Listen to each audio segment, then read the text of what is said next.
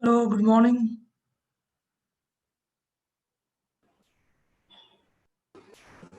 Good morning. Good morning. Morning all. Good morning. We'll be starting in few minutes. Good morning. Professor KVS Sharma is there. Professor, good morning, Professor.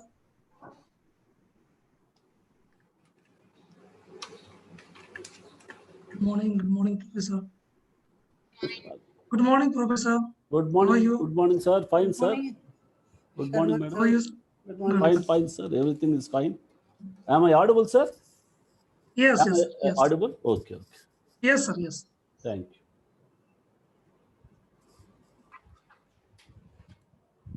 So let me make you host.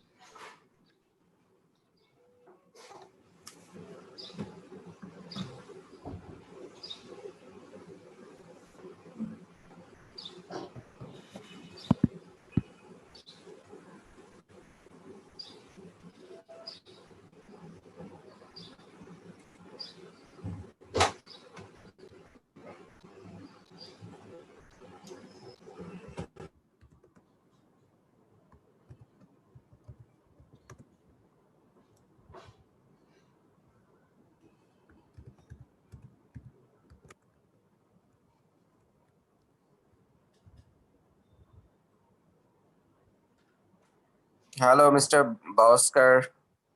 Can you hear me? Hello. This is Yes, Shabir yes. from Qatar. So, are Good you all morning. set? Yes, hi, Sabir. How are you?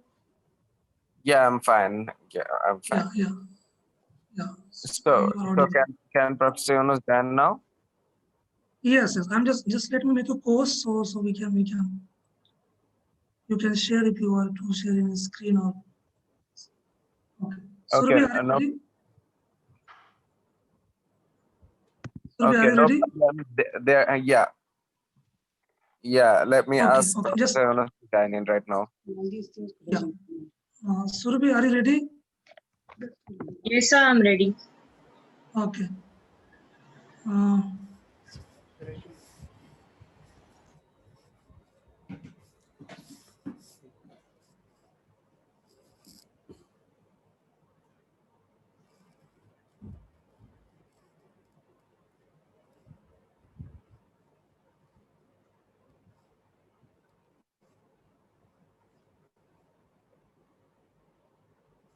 Sir, when they ask, means it is a unmute, means mute, then okay.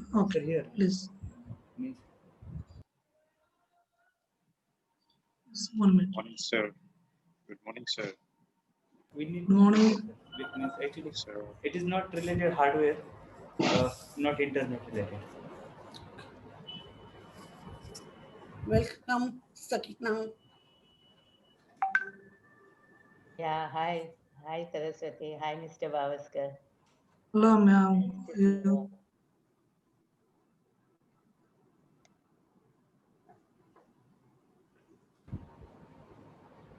Hello, Nita. Mute. Audible? Yeah, quite audible.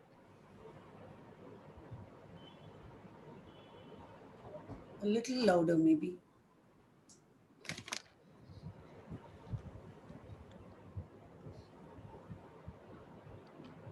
Why? I don't know. I'm audible. It was Nita and he was not audible. You won't be able to hear us then. Hmm? You won't be able to hear them. No, I can hear. And you might want to Okay. put off this. Put this off. Yeah, put it up.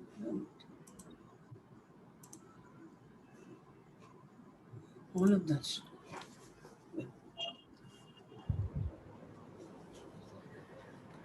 Okay. Shall I begin? I think we should. Okay. Surabhi. 1 minute. Shabir. Yeah, I can hear you. So, I hope Professor Yunus will be joining in no time. I have requested Okay. him right now. Okay. Um, Shall I wait for a few minutes? so, can you turn off the password requirement in the meeting? Yes. Yeah, Professor Yunus is saying that he is asked for password, and it is saying that it is invalid password. Oh, just a minute.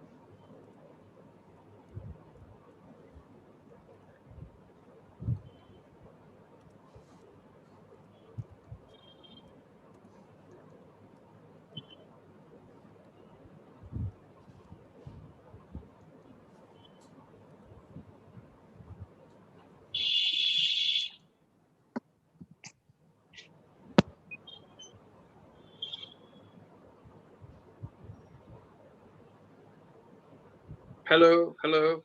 Hello, good morning. Good morning. It's working now. Good morning. Okay, good morning.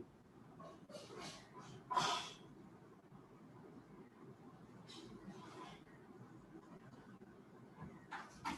think we should begin. Sir joined. Just sending. Sir is joined. Yunus. Okay, good. Hello. Yes, I'm here. Yeah, yeah. Good morning. Good morning, sir. Good morning, sir. Good morning. Yes, indeed. Yeah, yeah. So, Surabhi, please begin. Yeah. Yeah. Yes, yes. Good morning, good afternoon, and good evening, wherever you are. On behalf of the Water Policy Center, COVID-19 Dialogue, Sectoral Impacts, Global Response, and Enhancing Resilience to Future Pandemics, it gives me great pleasure to extend a warm welcome to our distinguished speakers, chair, and participants who have joined this session. To moderate this session, we have Dr. Saraswati Unni with us today. It is my great pleasure to introduce the chair. Dr. Saraswati Unni is a senior research fellow and program director at the Water Policy Center. She has been teaching politics and public administration for over 32 years as a recognized postgraduate teacher. She is a visiting faculty at the Postgraduate Center, University of Mumbai, the Indian Institute of Population Studies, the Institute of Administrative Careers at University of Mumbai. She has been the Chancellor's nominees as subject expert in the selection panel for Career Advancement Scheme for lectures in colleges affiliated to the University of Mumbai. She was a member and chairperson for the Syllabus Revision Committee of the University of Mumbai. She has been involved paper setting, assessment, and moderation at University of Mumbai Publications. She has a number of publications in international and national journals and has presented papers academic forum in India and abroad. She is a member in several professional academic associations such as the European Society for Ecological Economies, the International Political Science Association, All India Indian Politics Science Association, Indian Institute of Public Administration, and Indian Political Economy Association. She is the curator of this virtual conference on COVID-19 Dialogue, Sectoral Impacts, Global Response, and Enhancing Resilience to Future Pandemics. Without extending further, let me request ma'am to take the charge of the session.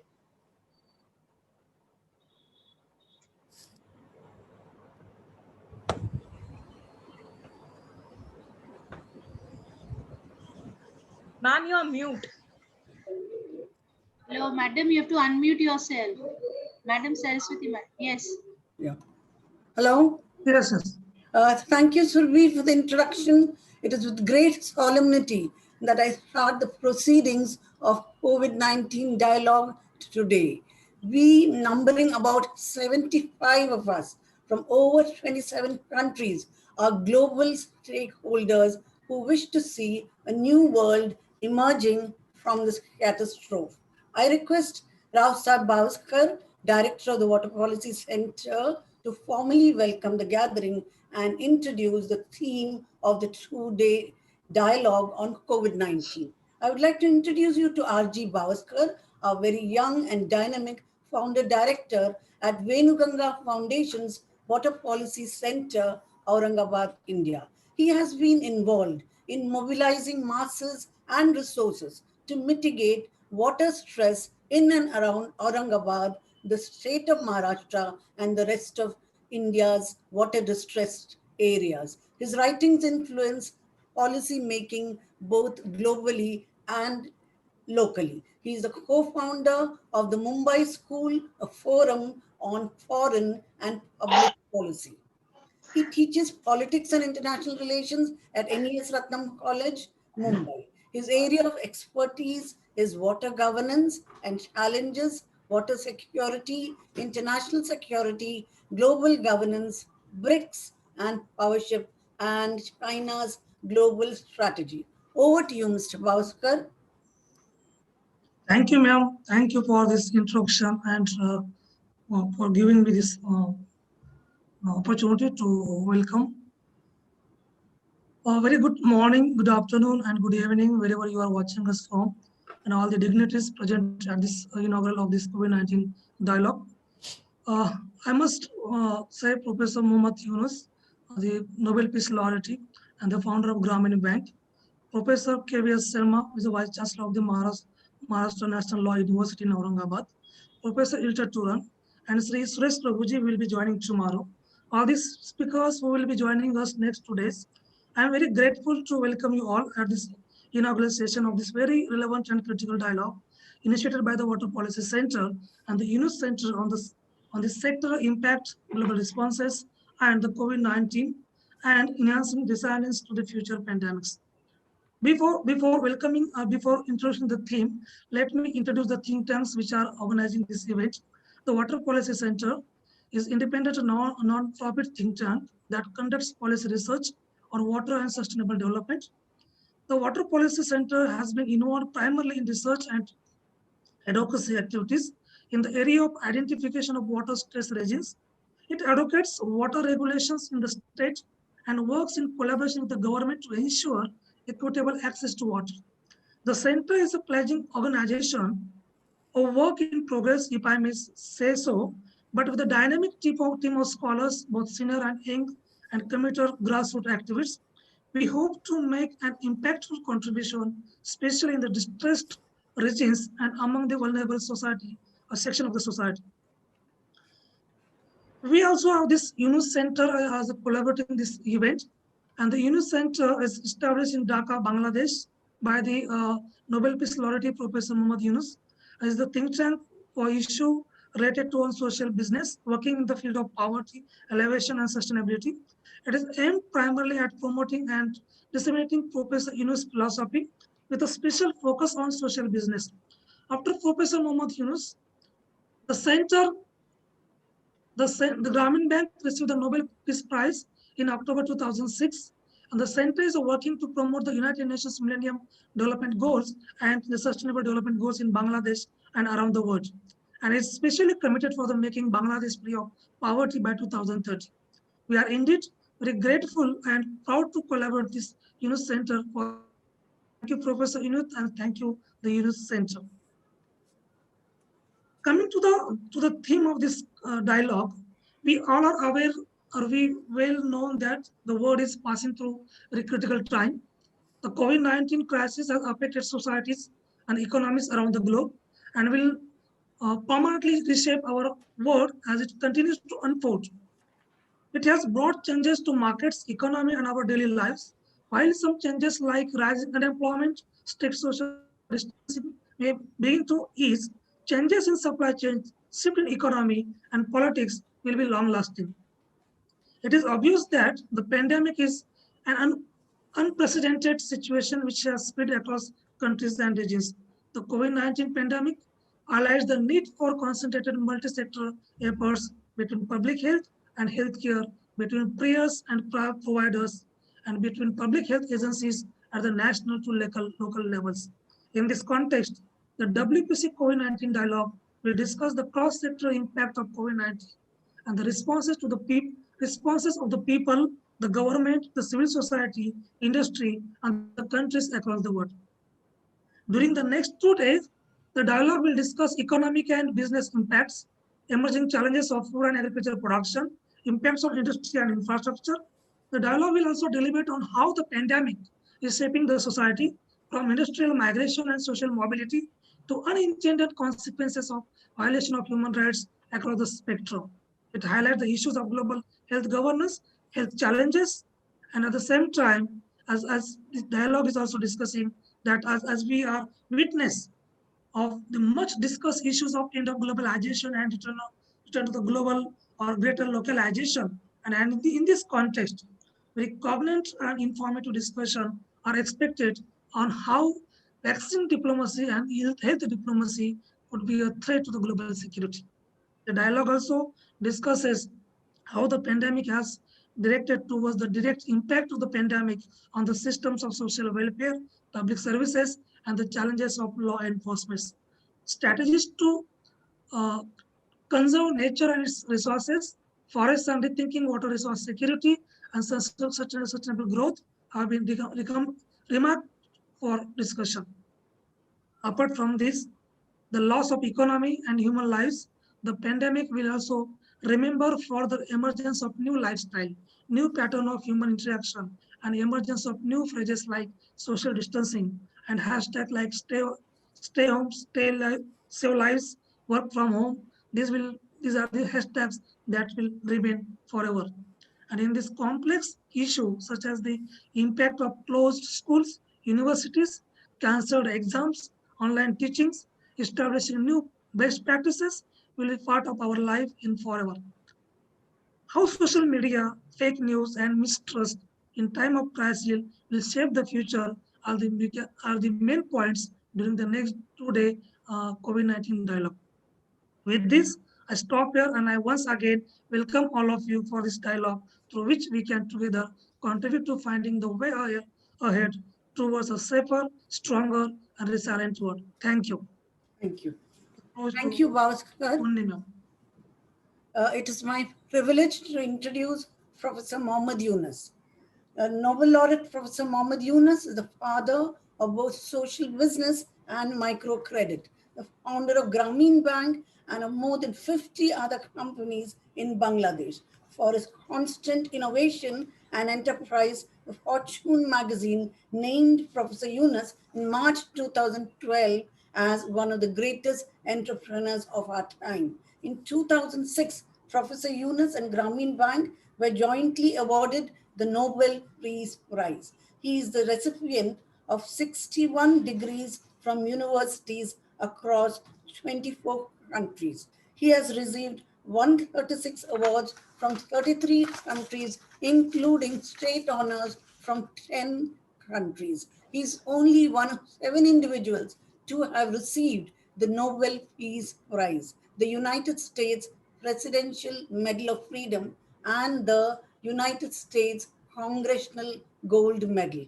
He has appeared on the cover of Time magazine, Newsweek, and Forbes magazine. He pioneered the concept of microcredit, which is a method of banking where small banks are given to the small loans are given to the poor, mostly to women without collateral for income generating activities to help them get out of poverty. Today, it provides services to 50,936 villages. That is more than 2/3 of all villages in Bangladesh. Professor Yunus has also founded a number of companies in Bangladesh to address diverse issues of poverty and development. These include Grameen Phone, Grameen Shakti, Grameen Fund, Grameen Textile, Grameen Knitwear, Grameen Education, Grameen Agriculture, Fisheries, Livestock, Business Promotion, Healthcare Services. Besides, he's also the founder of Grameen Trust, which extends the Grameen microcredit system all over the world. Professor Yunus has been awarded 28 honorary doctorates and serves on the board of many national and international organizations. He is the author of 2 New York Times bestsellers, banker to the poor, and creating a world without poverty, social business, and future of capitalism. May I now request you to deliver the inaugural address, Professor Yunus?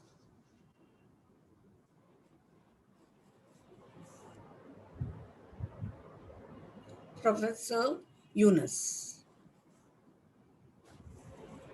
Hello, can you hear me? Yes. Okay. Thank you so much. Thank you so much for inviting me, and thanks to Water Policy Center for organizing this. This is a very timely occasion to address the issue of pandemic, how it's affecting us all across the globe and also locally. This is a crisis that we are not prepared for. We make lots of contingency plans on lots of other things, but we never thought of making any contingency plans for pandemic like the one that we have right now, or any pandemic for that matter. So we are confronted with it, and it revealed many things in us.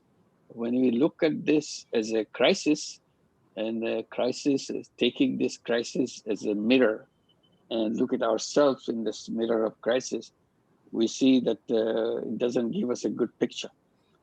We have so many weaknesses that comes out from seeing what we have done or what we are about to do.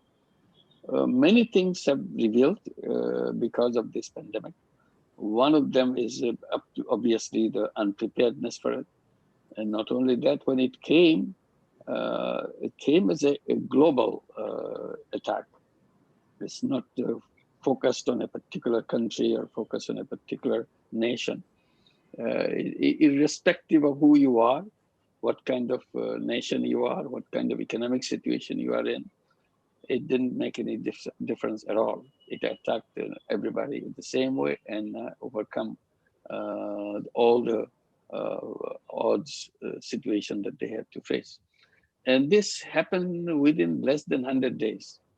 In less than 100 days, the whole world was captured, was surrendered to the attack of the coronavirus. That's the speed in which it happened, and the unpreparedness that we have shown is just mind-boggling. This was an occasion when we should have been together, facing this common enemy in a global solidarity, but that's not what we did. We did the reverse. We were busy trying to protect our own clans, own tribes, own nations, and so on, and even to the disadvantage of other nations and other people. And we didn't mind it. We are so focused on doing the things. And we, instead of trying to build or take shelter behind a common structure, a global structure, which we had at that moment, although we are not prepared for this, but it existed because of other reasons. We didn't come around to take shelter and strengthen that global structure. We weakened it. We questioned it. We attacked it, like we attacked the WHO. Some countries, very important countries like USA, attacked WHO and stopped the funding and then withdrew the membership. All the negative things that you can think about, it happened. So that shows how kind of not only unprepared, we behaved in a very different way than it should have been. We should have been united and fought it together. And then you look at the corona vaccine, the vaccine that is in the phase that is about to be developed, about to be released, about to be used by the people. That's ultimated that protection for all the people in the planet. And all you hear about how the rich countries are buying up every single dose of that vaccine.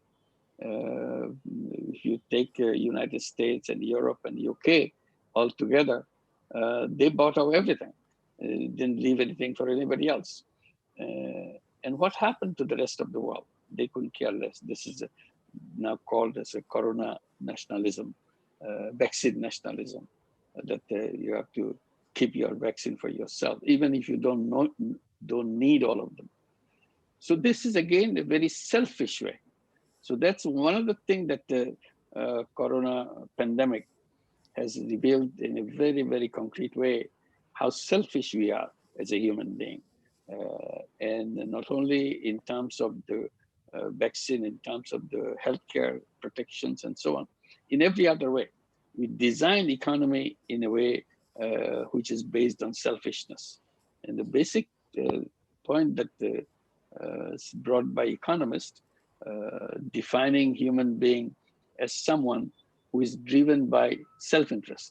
That's the core of economics, that a human being who is driven by self-interest, meaning that a human being is, by definition of economists, is a selfish person. So we built everything for that selfish person. We designed our concepts, our institutions, our operational procedures, everything to fit this selfish person. When we let this selfish person go into business, we give them the goal of a very selfish nature, profit maximization. So that's the only thing he does or she does in business is to maximize profit. So I said, that's a very wrong interpretation of human being. This is the right time to see how wrong that interpretation is. I have been talking about it for many years. Now I see it's a very appropriate time to show it again, that we are wrong in defining, economists are wrong in defining human being as someone driven by self-interest only. I said, human beings are much bigger than selfish being. Selfishness may be a part of human being. It's not all of human being, not the entirety of the human being. Human being is a combination of two aspects. Is a self-interest, yes, of course, we have the protection mechanism that we need a self-interest. But at the same time, the bigger aspect of human being is a common interest. That common interest was never taken inside of economic theory. It is left out. As a result, economics became a very selfish theory. It's all about making money, all about chasing goals of maximizing profit. And we believed in it. We taught in our classrooms. We practice in our business world.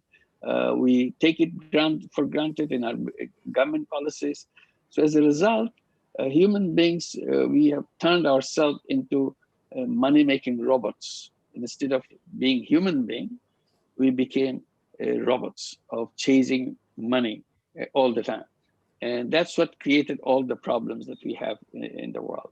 And the pandemic has revealed it, how selfish we are, how it's built into us. It's not because we are naturally that way, we were made artificially that way.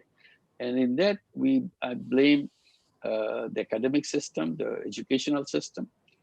We dish out all the theories that have been promoted by economists saying that we are selfish. And we teach our young people to be selfish so that we perpetuate this whole idea of being selfish. I said we have to redesign our thinking process. And that's the only way we can get out of it. And I see corona pandemic, the whole thing that happened to the world and the huge crisis that it has created is also an opportunity. When things go absolutely wrong, that's the time you wake up to do things differently.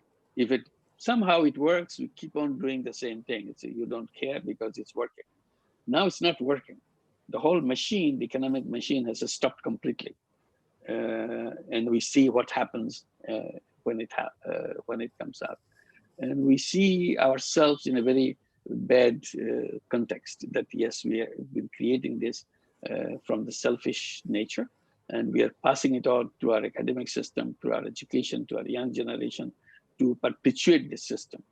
So Corona gives us an opportunity to stop that process of continue as a forever and ever in the same way. So this is a time to challenge our thinking. It's not just to challenge it, you defy it. You have to be very strong in doing that. This is the opportunity that we create for ourselves. And we can see these things very clearly in the impact of the corona pandemic. We see, particularly when we look at the people at the very lower level of income, how suddenly they find themselves out of income, no income whatsoever. They were hanging by their nails to make a living for themselves. When the pandemic came, they gave up their nails and fell completely.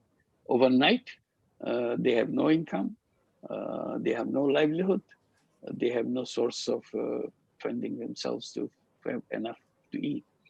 And we have seen it very vividly. In India, you have seen it. In Bangladesh, we have seen it. The millions of people going back home, walking hundreds of miles. So it's a very sad thing to see that the people have to go hundreds of miles away from the places where they are born to find just a livelihood of survival. It's not making money and being rich, it's just a survival livelihood. I said, why can't we create an economy where we can have the survival livelihood right around the place where we live, where we are born? Why do we have to go hundreds of miles away from that to make that happen? So this is the redesigning of the whole economic system itself is a question that we have to do that. And then economists do something terrible. They call them informal sector. All these people that we are talking about do fall from this hanging from the nail. They belong to informal sector, meaning economists have no policy for them. The economists have no institutions for them. They never bother about them. They are only concerned about the formal sector. So they say only thing the informal sector people can do is to try their best to get to the formal sector, get jobs. Job is the only entry point for them to become to help. Okay, there's a noise coming up in the so this is the only way economists will suggest to go back and do your thing. And I'm saying that it's a very wrong way to look at the human being as an informal sector, and it's such a huge sector. Almost 65 to 70% of the population of India, Bangladesh belong to that informal sector. So you cannot just walk away from that. This is where the real people live. This is what the nation is all about, when 70% live there in the informal sector. I said, this is a wrong description of that sector. You should call it micro-entrepreneurial sector, because these are the people who do things on their own with their creative ideas, with their entrepreneurial zeal, and they make sure that they can survive, they can continue to feed their families, raise their children. Nobody else helps them. Everything is against them, but against all those odds, they keep on surviving, they keep on making it live until the shock like a pandemic comes, when they drop completely from the source of the income and so on. So I said, we recognize it as a micro-entrepreneurial sector. The moment we do that, then something dramatic happens. Then we see they belong to a very important sector of the nation, because they belong to the entrepreneurial sector of the nation. So whole entrepreneurial pyramid that you have, on the top of that pyramid, you have the multi-billion-dollar entrepreneur at the top of the pyramid, and the entrepreneurial pyramid. In the middle of that pyramid, you have the multi-million-dollar entrepreneurs. At the bottom of the pyramid, those people who are micro-entrepreneurs, they are the multi-$100 entrepreneurs. They need only several $100 or so, about $1,000, $2,000. That's about the money they need to survive and continue their business. Every entrepreneur needs money. This is the fuel of entrepreneurship. But the micro-entrepreneurial people, the 70% of the population, have no access to that finance. Where do they get the money? Their families cannot provide that money. So they go to the loan shark. So loan sharking becomes a thriving business in the process. So whatever the micro-entrepreneurs earn, bulk of that money goes to the loan sharks. So they remain what they are. I said, if you can recognize them as a micro-entrepreneurs, why don't we create micro-entrepreneur banks, so that these banks can focus on the micro-entrepreneurial sector only, because other banks are focusing on the multi-billion-dollar people and multi-million-dollar people. They will never come to those multi-$100 people. So we need a specialized bank, like we created Grameen Bank, for example. We created microfinance, for example, for this reason. So not only we do the micro-entrepreneur banks, also we make it social business micro-entrepreneur bank. What is social business? Social business is a business to support the idea of common interest. So we create another kind of business to solve people's problem without making any money for themselves, making any money for the entrepreneurs. This is something, if we believe that we have the both self-interest and common interest. In the self-interest, you make the profit maximizing business. In the common interest, you create the business to solve problem rather than make money for yourself. So both of them side by side. So we make these banks as a social business micro-entrepreneur banks, because if we don't do that, somebody use this bank to make money for themselves, become loan shark again. So close the door for loan sharking, make this social business micro-entrepreneur bank. And this is the way to go redesign. So new thinking has to come from the shock that you have received, because all the weaknesses, all the faulty designs that we have made in our system, we have to redesign the whole system to make that happen. So this is a challenge for all of us. And if you recognize as a micro-entrepreneur sector as a separate sector, then the question comes, why don't the government pay attention to it? How do they do that? Like government wants to pay attention to the labor sector. So when you have pay attention to the labor sector, formal labor, then you create a labor ministry. You have the institutions, you have the rights all defined by legislations, and create institutions to protect their rights and of the labor rights and so on. So why don't we now create, if we recognize this micro-entrepreneur sector as a separate sector, why don't we create a ministry of micro-entrepreneurs, so that that ministry is dedicated to looking at the problems of the micro-entrepreneurs. Nobody looks at them. They have no law, they have no procedure, they have no institutions. So you now design the law for them, how to protect them, how to bring the facilities for them in a way they can grow out of the situation they are in. So this is one part of the very important redesigning process. So I'm emphasizing the redesigning process because otherwise the pandemic will come and make havoc on us. We go back to the same old way that we were in. Nothing changed, nothing else. So this shock has to mean something. We have to make audacious decisions, outrageous decisions. If you do the normal little decisions, this will not help. And I also mentioned that I see the tremendous amount of eagerness to go back to the situation where we are before the corona came in. We said that we have to rush back to that situation to go back where we are. I said, why do you want to go back? This is the time to reflect. Do we really want to go back to where we are from before the corona came in? To me, I don't want to go back. I said, that world was a terrible world. And corona, we should be grateful to corona. Corona has saved us from that world. That world was about to destroy itself through global warming. You remember those global warming warnings that we are hearing, and all the things that young people are telling us, that Fridays for future, that they are blaming their parents, their grandparents for stealing their future. Young people, the teenagers don't have the future left. If the entire generation is blaming their previous generation for being irresponsible, what kind of economy we want to have for ourselves when we have no future for our young generation who are coming up, our own children and grandchildren? So we have to redesign that, and we don't want to go back to where we are coming from. Going back, meaning that it will be ending up with a disaster. So we say we are in a train, rushing back, rushing to the death for ourselves through global warming. And now corona has saved us. They stopped the train. So now we can get out and say, can we go another direction? We don't want to go to the direction where the death is waiting for us. So this is a challenge for us. Not only global warming is creating the problem, also wealth concentration. All the wealth of the world is concentrated in fewer and fewer hands.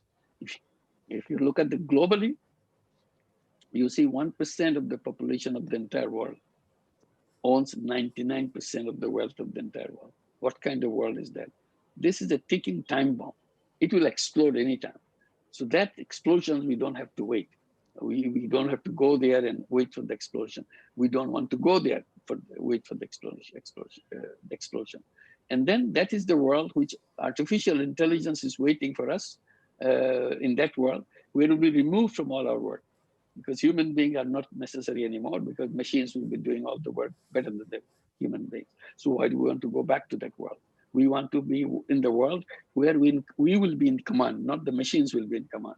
We design our life the way we want, not at the service of the machine, human being working for the serving the wishes of the machines. That's not the kind of world we want to go back.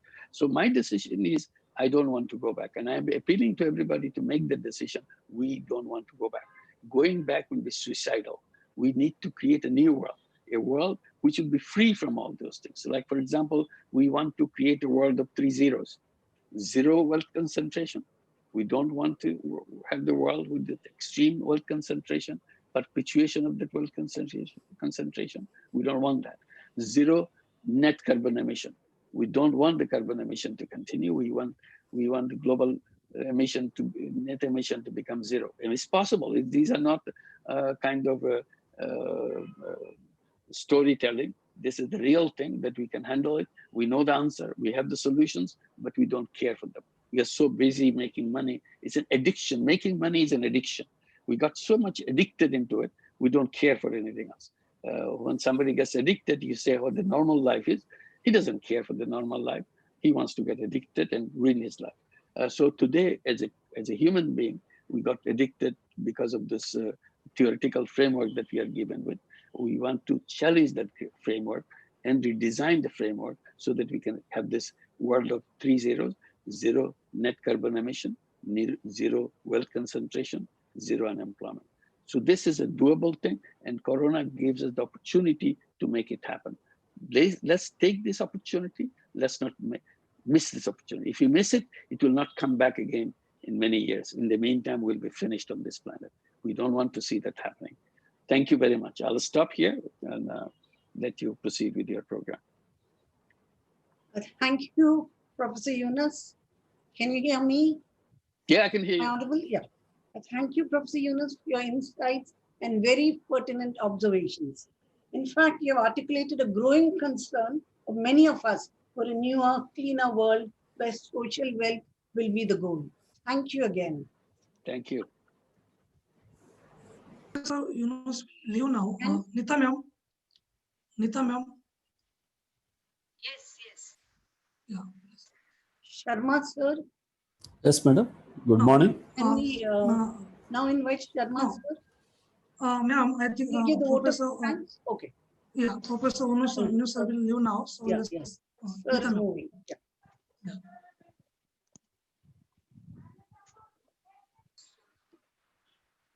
Yes, Nita ma'am. Yes. Okay. Good day, everyone.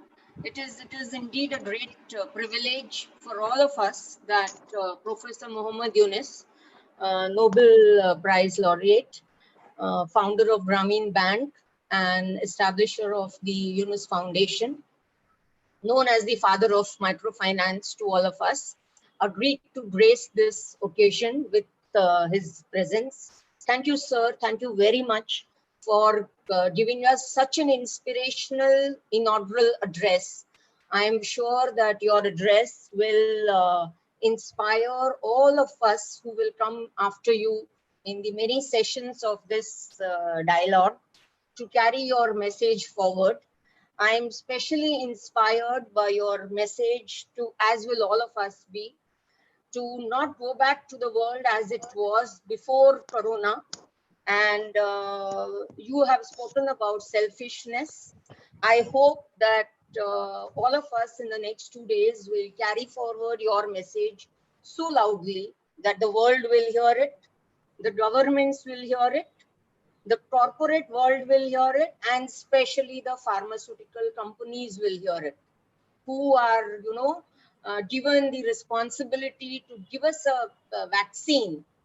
And I see a lot of profiteering happening there.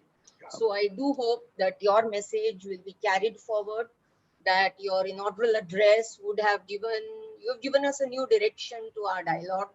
And I hope that I'm sure, I don't hope, I'm sure that your inaugural address will help to make this two-day dialogue much, much more productive. Thank you, sir. Thank you very much. Thank And you. it's my personal privilege to be able to thank you for this. Thank you, sir. Thanks a lot. Thank you. Thank Thank you. Nice you, to be sir. with you. Thank you for joining Thank us. you. Thank you. Bye-bye. Thank you, Shabir. Thank you for connecting with sir. Moving on to the keynote address. Yes. Yeah. So we will now have the keynote address by Dr. K.V.S. Sharma. Dr. K.V.S. Sharma is the Vice Chancellor of Maharashtra National Law University, Aurangabad, India. He has worked as Professor of Law in the prestigious Nalsar University of Law, Hyderabad, for more than 13 years. He was the Consumer Law Chair Professor, a Ministry of Consumer Affairs appointment at Nalsar University of Law, Hyderabad. He was the head Center for Consumer and Competition Law and in charge LLM, Corporate and Commercial Law. Presently, he's a member.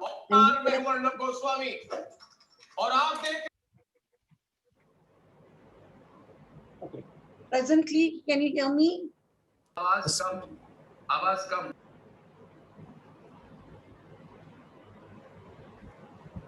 ma'am. Could we just find out who is this? Yeah, so I removed her. There was someone, Shreya. I removed her. Okay. Can you hear me now? Yes, ma'am. Okay. Presently, Dr. Sharma is a member and legal expert, Stem Cell Research Committee, Nizam Institute of Medical Sciences, Hyderabad, member Board of Studies, Tamil Nadu Ambedkar Law University, Chennai, member Board of Studies, ICFAI Law School, Hyderabad, member Academic Council, United World Law College, Gandhinagar, and member Advisory Committee, Dr. Aram Learning Center, a constituent of the National Council for Rural Institute, Ministry of Human Resource Development, New Delhi. He is a visiting faculty at the International Center for Alternative Dispute Resolution, Hyderabad, the National Academy of Direct Taxes, Nagpur, National Academy of Construction, Hyderabad, International Institute of Insurance and Risk Management, and Water and Land Management Training and Research Institute. He is also the recipient of the Best Teacher Award from the state government of Telangana. Dr. Sharma, may I request you to deliver the keynote address now? Thank you, madam. Thank you. Respected Rao Saheb Bhaveskar, Director, Water Policy Center, Aurangabad, India. The organizers of this particular conference, particularly I am thankful to Dr. Rao Saheb Bhaveskar for inviting me to address this August gathering. Today, the organizers allotted the topic, Challenges in Governing the Education Sector During the COVID Crisis. This is the topic they allotted, and 15 minutes time I have. The mankind has witnessed numerous catastrophes in history, including calamitous outbreak of diseases. However, the enormity of the hazardous impact of coronavirus and uncertainty of finding an antivirus has created havoc among people, administration, and the government worldwide. The rapid spread of the virus has left us with no way out but to seek safety and isolate ourselves in the confines of our respective homes. Educators, administrators, service providers, parents, and students around the world are feeling the extraordinary ripple effect of the novel coronavirus as schools shut down amid the public health emergency. Like every sector, education is suffering at all levels. According to UNESCO report, as of March 23rd, over 1.3 billion learners are out of school due to coronavirus. The closing down of schools will not only impact students, teachers, and parents, it will also have far-reaching economic and societal consequences. As per the Ministry of HRD, Government of India, 11.59 crore children of the country are enrolled in the midday meal scheme. This indicates an additional burden on the parents of the children to provide them food. The uncertainty will have an impact on the delay in fee payment of the students, which will directly impact the revenue generation of respective educational institutions, in turn affecting the financial condition of the educational institutions and impact the salary flow of teaching and non-teaching staff in the long run. It is indeed a challenge for the educational institutes and the teachers on how to reach out to students and ensure continuity education through remote learning. There are millions of students from various economic segments of the society, and most of them do not have access to computers or the internet. Am I audible, madam? Yes. Doordarshan can dedicate a channel for K-12 education focusing more on concepts and hand-on experimentation with scheduled time allotted for each class. It can be replicated in DD regional channels so that there is no language barrier in the learning process for children. Similarly, radio can act responsibly and educate children through talks. The government could devise new policies to help the education sector to set up technology infrastructure for helping in preparedness during and untoward incidents. The pandemic has significantly disrupted the higher education sector as well, which is a critical determinant of country's economic future.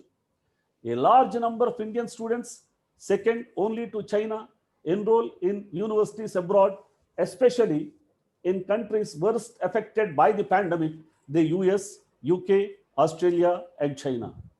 Many such students have now been barred from leaving these countries. If the situation persists in the long run, a decline in the demand for international higher education is expected. The bigger concern, however, on everybody's mind is the effect of the disease on the employment rate. Recent graduates in India are fearing withdrawal of job offers from corporates because of the current situation. A multi-pronged strategy is necessary to manage the crisis and build a resilient Indian education system in the long term. Open source digital learning solutions and learning management software should be adopted so teachers can conduct teaching online. The Diksha platform with reach across all states in India can be further strengthened to ensure accessibility of learning to the students. In India, state governments are the largest providers of education. However, they are plagued by several challenges, including large student-teacher ratios, infrastructure, and lack of quality training among these teachers. Private schools too face a problem with teacher training. These challenges combined with India's huge education market size, where 35% of its 1.3 billion population below 15 years of age present an immense business potential for edtech products to scale up by plugging gaps. There is a huge digital divide in urban and rural schools. In a recent survey, over 75% of students are impacted due to the lockdown as they found hard to study online. Over 80% students said they need a hand holding to shift from offline to online, and over 25% said they need proper training to pursue education through online. BharatNet is connecting all the villages with high-speed broadband network. Part of the project connecting remote areas in Northeast India is already complete. Ensuring digital connectivity, therefore, may be easier. States like Tamil Nadu have started distributing tabs to students for studies. The situation is opposite in vernacular languages that dominate the Indian school education scene. Only a few edtech firms provide vernacular content. COVID-19 has created many challenges and opportunities for the educational institutes to strengthen their technological knowledge and infrastructure. E-Patasala is an e-learning app by NCERT for classes 1 to 12 in multiple languages. National Repository of Open Educational Resources portal provides a host of resources for students and teachers in multiple languages, including books, interactive modules, and videos, including a host of STEM-based games. Swayam is a national online educational platform hosting 1900 courses covering both school and higher education in all subjects, including engineering, humanities, social sciences, law, and management courses. Swayam Prabha has 32 DTH TV channels transmitting educational contents on 24/7 basis. EPG Patasala is for the postgraduate students. Postgraduate students can access this platform for ebooks, online courses, and study materials during this lockdown period. Indian education system got the opportunity for transformation from traditional system to a new era. The pandemic situation induced people to learn and use digital technology and resulted in increasing the digital literacy. This pandemic has also made people realize how dependent we are on so-called low-skilled workers to keep our lives going. During shutdowns, lockdowns, curfews, it is these workers who are on the front lines working multiple shifts to maintain delivery and take care of our basic needs. Technology can be an important tool to facilitate distance learning in the short term. However, it is essential to understand that is a temporary solution that can never replace classroom teaching and learning and the invaluable face-to-face interaction between the teacher and student and among students. Particular attention should be given to teachers and students in rural, remote, and marginalized areas. India has 300 million kids enrolled in about 14 million schools. Almost 70% of the schools are run and managed by government bodies. This fact indicates that India and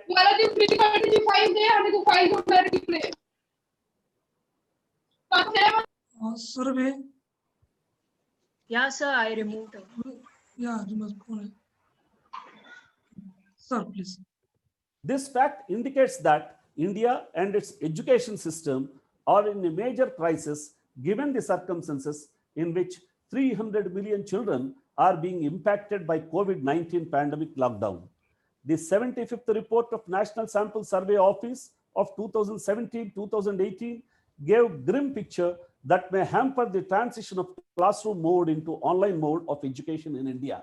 It says the all India percentage of households having internet facilities with rural availability at 14.9% and urban at 42%. The report also further reveals that the percentage of people who can use internet with rural areas accounting to 13% and urban 37.1%. And only 10.8% of the people in India used internet in the last 30 days. This statistics depicts that if we are to use internet as a means to educate the students, majority of the students will be left out. In India, statistics says that 26.1% of the population above 15 years is illiterate, 18.9% only attended up to primary schooling, 16.2% each have studied only up to 5th class. This shows that 77.4% of Indians are not in having intellectual capacities to teach their children at home. The situation in the rural areas are even worse, with 69.6% of rural population being in the category of not literate to primary schooling. The trauma associated with COVID-19 can be devastating to students and educators, some of whom might have lost a loved one or a colleague. Government should therefore ensure the provision of psychosocial support, including counseling, services to all affected students, teachers, and education support personnel in order to ensure their well-being, including mental health. COVID-19 has struck our education system like a lightning bolt and shaken it to its core. Just as the first industrial revolution forged today's system of education, we can expect a different kind of education model to emerge from COVID-19. What Professor Yusuf said is right. Money is not everything. Health, mental peace, and happiness, these three are very, very important factors. For that, we should have good training, yoga training like that. We should first give training for mental peace. With these words, I want to conclude my talk. I am thankful to the organizers once again for giving this opportunity. Thank you one and all. Thank you, Karma sir, for your observations on the way the pandemic has impacted education at all levels. Your suggestions to meet these challenges are most welcome, sir. Thank you. And now I invite everyone to join the discussion. We may discuss both Sharma sir's observation on the effects of the pandemic on education, including the various e-platforms provided. Are these challenges actually being met, what those difficulties are, because many of us are in the education sector and we do know that there are challenges and they're not equally available for all. Also, I would like you to comment on Professor Yunus's observations on the new world. So Professor Sharma, can you kindly give us a little more time for us to engage in a discussion on Yes, your talk? Yes, madam. No problem. Just inviting others. Now, may I now ask Neeta Sanghi to comment on Professor Yunus's presentation? Neeta Sanghi. Thank you, Dr. Unni. Thank you for giving this opportunity to talk about Professor Yunus's presentation. You're not audible. You're not audible. Hello, can you hear me now? Yes, yes. All right, okay. So thank you for this opportunity to talk about Professor Yunus's presentation. As was expected, he indeed brought a great many important points to our attention. I think he spoke about inequalities, which is very critical, which we are seeing every day in every way, getting increased due to this pandemic. And being the person that he is, he spoke about selfishness. So he brought this whole moral perspective to the pandemic, which generally doesn't get discussed much.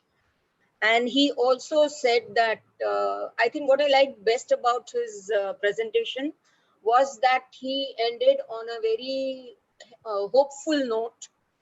He said that human beings are much more than mere selfishness. It is just that the system which is around us, the corporate system which is around us, has made us selfish, and we can rise above that. His call to not hanker for going back to business as usual or going back to the world as usual as it was before the pandemic, I think is the most critical message that we should take from him, and consider the pandemic as an opportunity to course correct. So yeah, it was a very great presentation. Thank you. Thank you, Neeta, madam. May I now request Professor Smurgunov. Professor Smurgunov, my old friend. I'm so happy to see you here all the way from Russia. He's the head of Political Governance Department, St. Petersburg University, and he has been so kind enough to not only be present, to bring a whole lot of colleagues from the university to participate in the various teams. Thank you very much, sir. Yo, thank you so much for So we are looking for some general observations on the education system and how the COVID has impacted the education system. For example, the challenges that you are facing in the online platforms and various other ways in which you communicate and disseminate and with the students. General observations on in Russia. Yes. Do you hear me? Yes. Thank you so much for invitation to participate in this good conference. And I think the problems that was posed the Professor Sharma and Professor Yunus is very important. Because the first question is really, could we live now in new worlds, or we need back to the old world concerning the coronavirus situation? So I think really there is the problem between this imagination about new words. What the characteristics of these new words? I think we need to pay attention to some general features of this new word. And first, this is international coordination of the all countries, of the all people to protect our lives in this new world. For this, we need to construct new institution, political, social, moral institution to be forward to the situation of a new pandemic or new challenges that we will have in new world.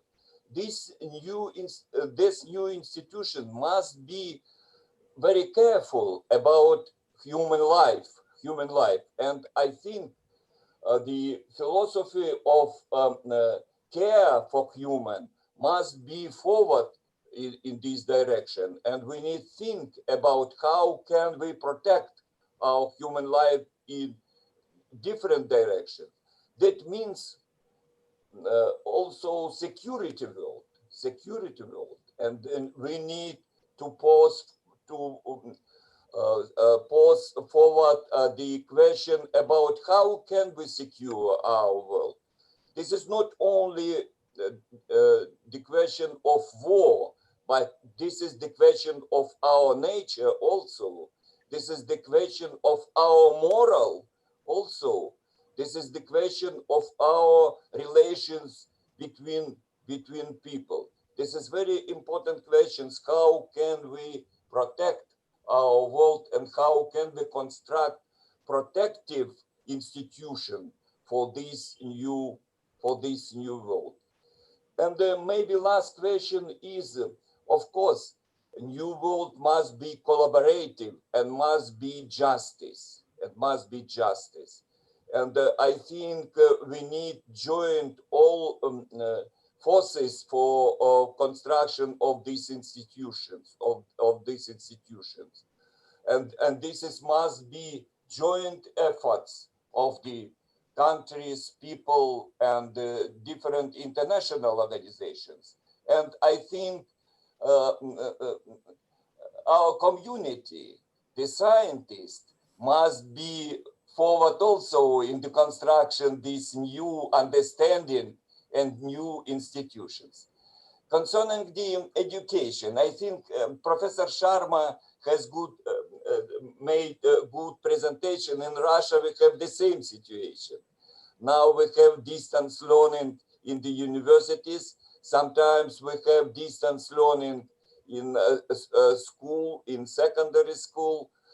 So we use some different platforms, but I think there is the problem of quality of education, because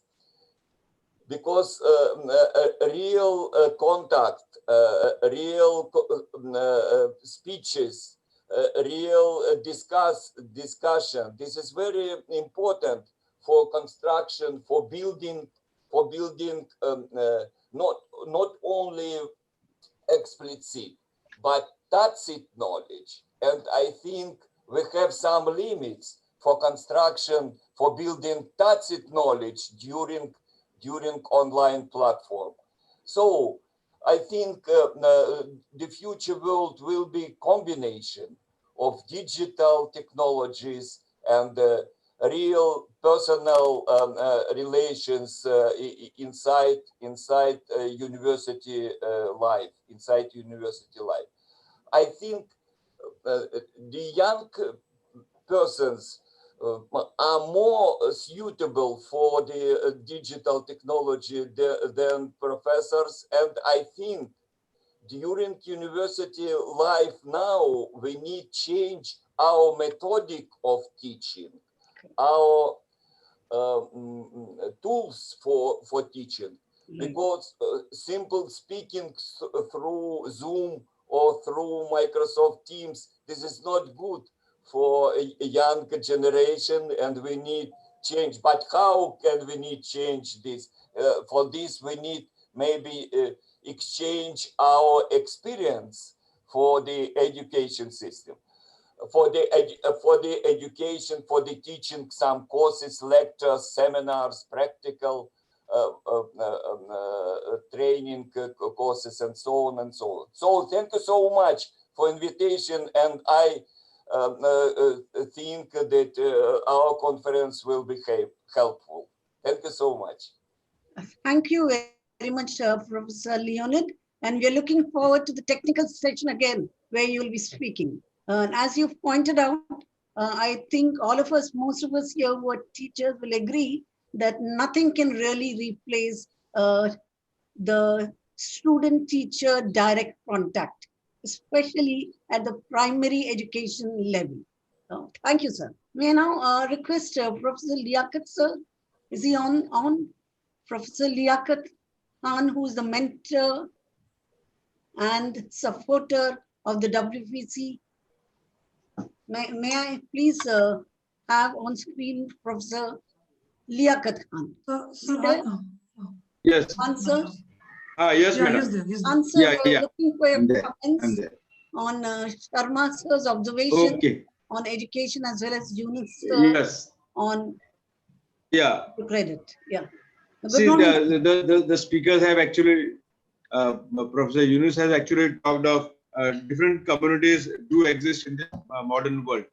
And with that modern communities, there are also a local community which exists. And they exist in every neighborhood groups. And these neighborhood groups are also a type of political association which are happening all over the world.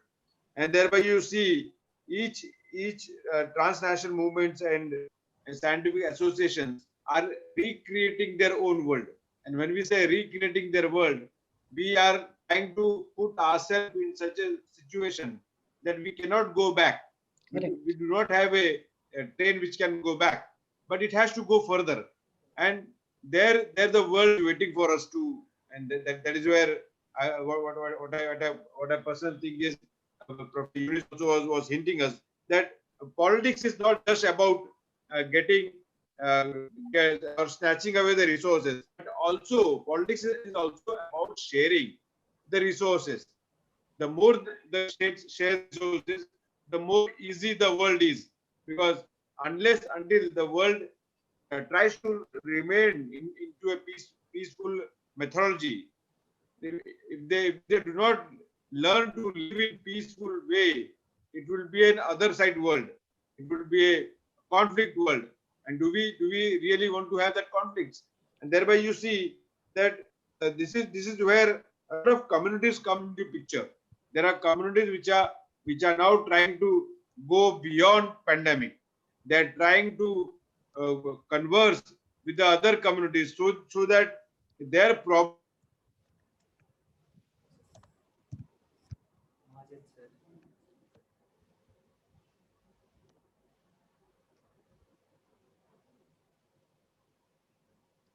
Mute.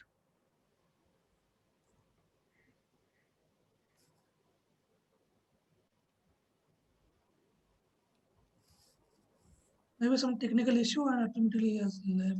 Yeah, now we can hear you. We can hear you now. We can hear you, Mr. Bavaskar.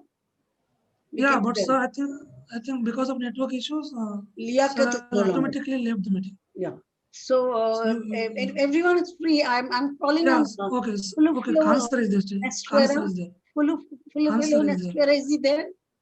He's also from the field of education. Yes, but okay. Khansar is there. Let him continue. Khansar can continue, but meanwhile, I'm asking Fulufelo Nestuera. Are you there?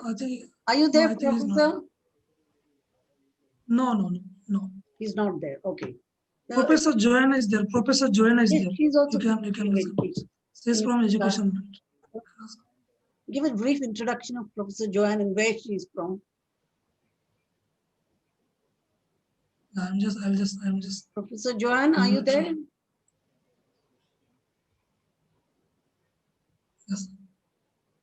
Professor Joanna? Yes, I'm here. Good evening. Good. For me, it's night. It's just past midnight. And I'm thinking, do I stay up all night and then stay up all night tomorrow?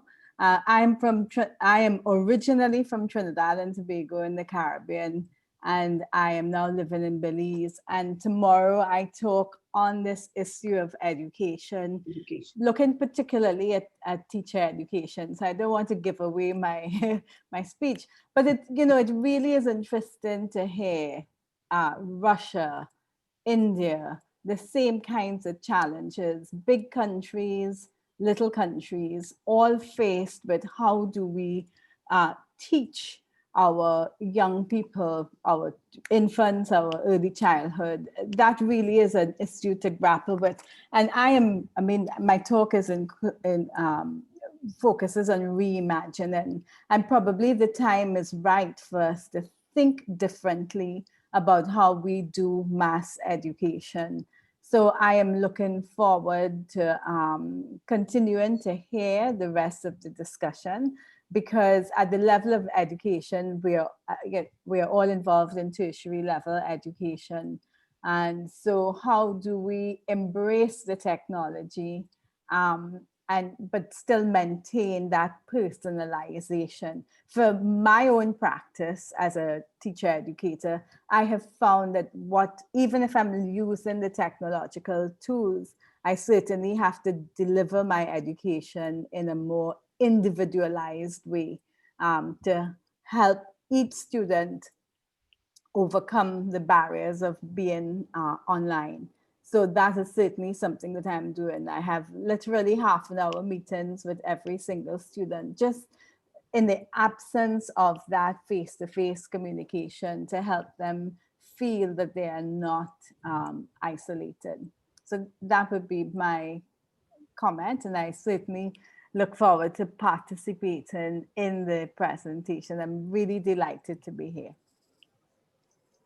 Thank you very much, Professor. We are looking forward to hearing you again at the technical session on education. I just want to make my comments here. There is a question from Royston D'Souza to Professor Smorguno. I don't know if you're ready to take that up. In the comment section, you can see that it is not a presentation of Professor Leonid. So this question is not. So for me, I am now write the answer or for the. Yeah, you can do that. That's fine. That's okay. I just want to make a comment about the challenges that we face in India. While we just heard what the earlier professor commented about individual attention of about 30 minutes for every student. You know, in India, we have an average of 60 to 70 students in a class at the primary level.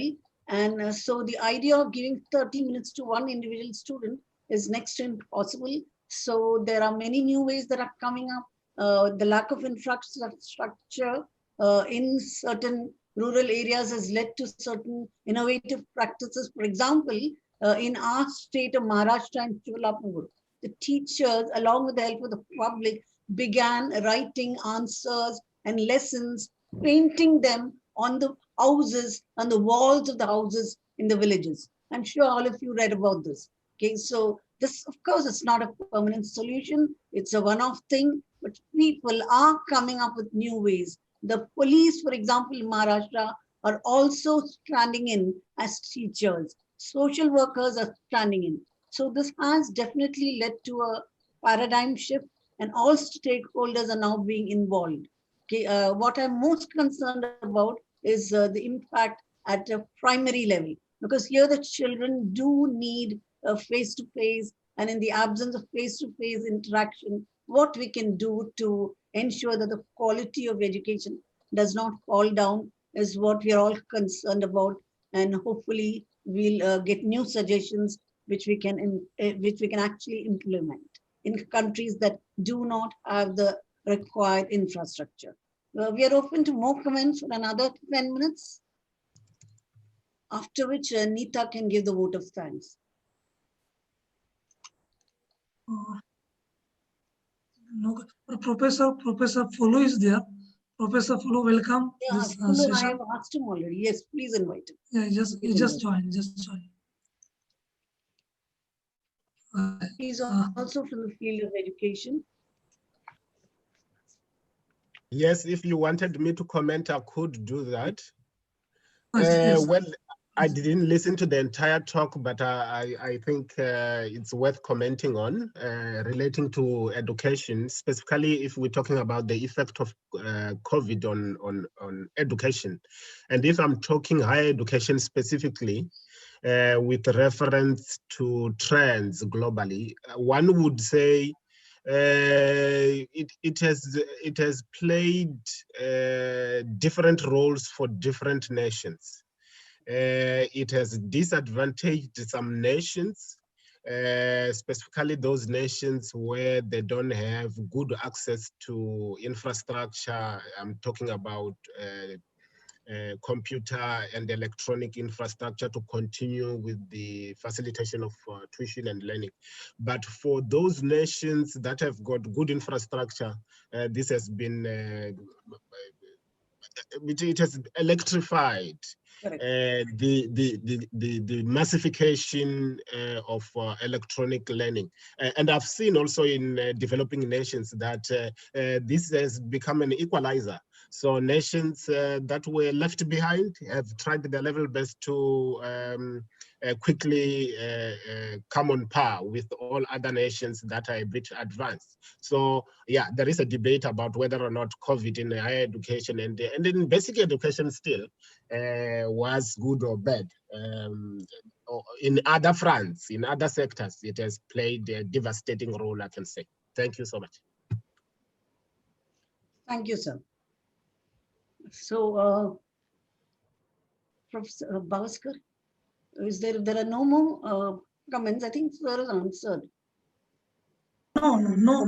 No more comments. Then we can move on to the technical session after the vote of thanks. Yes. But for the next technical session, we have a different link and different ID because we are the odd and even rooms. So this is odd room session, and the next technical session, which will be beginning at 12 o'clock, that will be on even room. Neeta will now give the vote of thanks. Neeta. Thank you, Dr. Unni. So as we come to the end of this session, it's my great honor and privilege to present a vote of thanks on behalf of the Water Policy Center, the NAS Ratnam College, and the Professor Yunus Center. Once again, our gratitude and thanks to Professor Muhammad Yunus for gracing this occasion. His presence has actually given, a great impetus to our dialogue. Sincere thanks to esteemed Professor Dr. KVS Sarma, Vice Chancellor, Maharashtra National Law University, Aurangabad.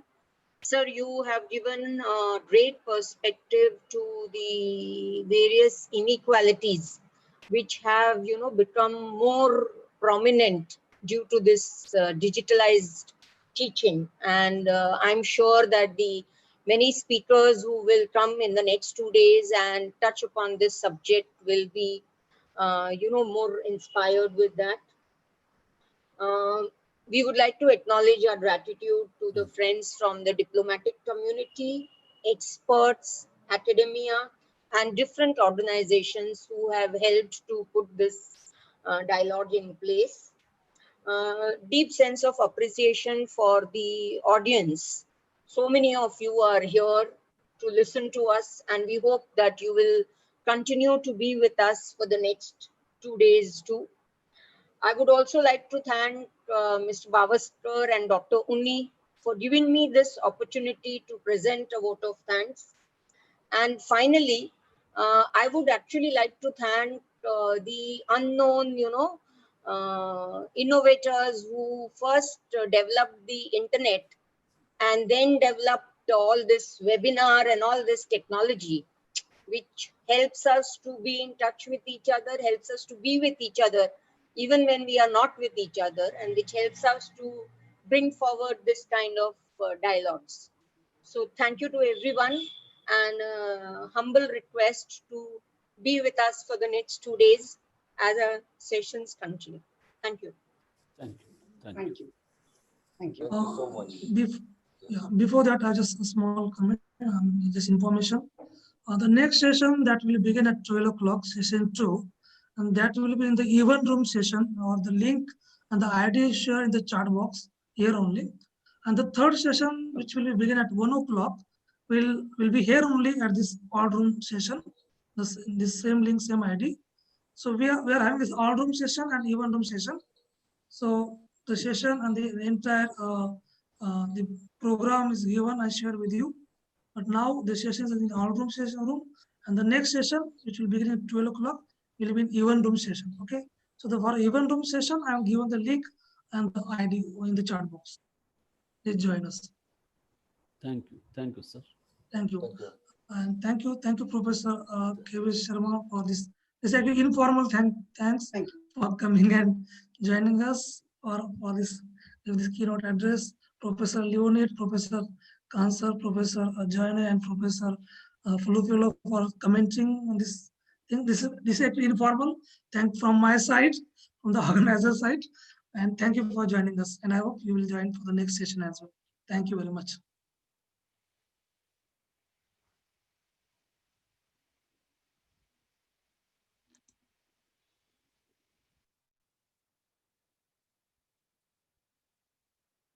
Yes, Nazim Mo.